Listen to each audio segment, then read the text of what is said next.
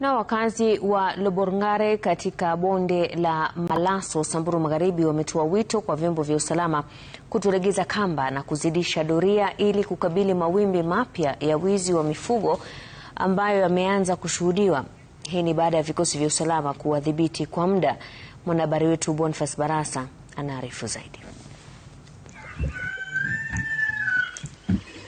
Kijiji cha Loborngare, bonde la Malaso, Samburu Magharibi, eneo lililosalia na makovu ya mtutu wa bunduki kwa kipindi kirefu na kuishinikiza serikali kuvituma vikosi maalum kudhibiti hali.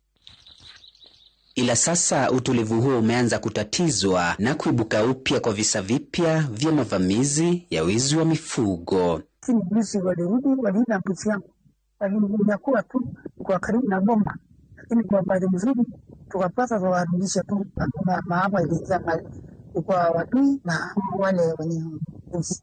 Kisa hicho kimeibua hofu miongoni mwa wakazi wa eneo hilo, wakihofia huenda elimu ya wana wao ikatatizwa. Kama au maadui wataashiliwa warudi tena, watoto wetu watakosa hata kufanya mtihani wa muhula wa pili, na pia tunaona tena mashamba yetu sitaenda tu suluhu kwa sababu wanasaidia sisi, wataanza kuibia watu. Wametushinda nilimo mashamba, lakini ingawaje sasa walio wamerudi tena.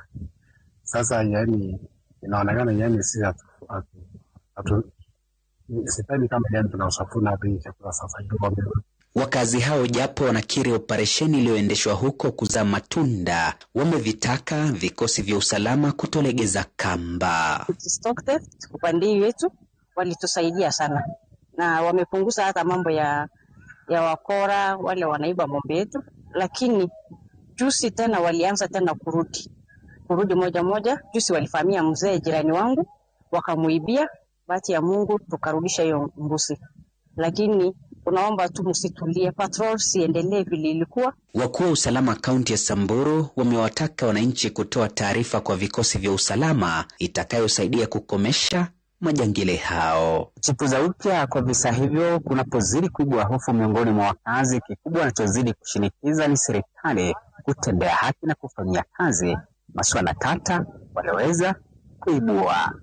Boniface Barasa, Runinga Citizen, kijiji cha Loborngare, gatuzi la Samburu.